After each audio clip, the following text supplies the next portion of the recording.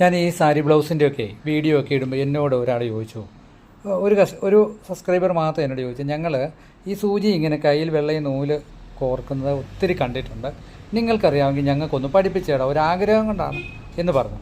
അപ്പോൾ അവരുടെ ആഗ്രഹം ഒന്ന് തീർത്തു കൊടുക്കാൻ വേണ്ടി നമ്മൾ ഇങ്ങനെ സൂചി നൂലിടുമ്പം ഒരു കാര്യം പ്രത്യേകം ശ്രദ്ധിക്കുക, നമ്മുടെ അടുത്ത് ശക്തമായിട്ട് കാറ്റടിക്കുന്ന ഫാനോ വല്ലതും ഉണ്ടോ എന്ന് ആദ്യം നോക്കണം.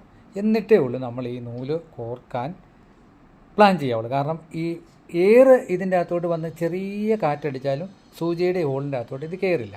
എന്നിട്ട് 7-ാം നമ്പർ ഇതുപോലത്തെ സൂചിയില്ലേ, കൈസൂചി, 7-ാം നമ്പർ സൂചിയുണ്ട്, ഇതുപോലത്തെ 7-ാം നമ്പർ സാധാ സൂചി നമ്മൾ ഇങ്ങനെ ഉപയോഗിക്കുന്നത്.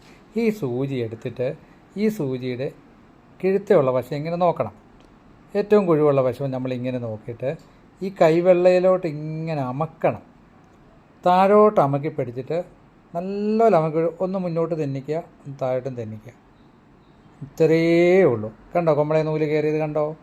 ഇത്രയേ ഉള്ളൂ ഇത് പഠിക്കാനുള്ളൂ. ഇത് കൂടുതലൊന്നും പഠിക്കാനില്ല.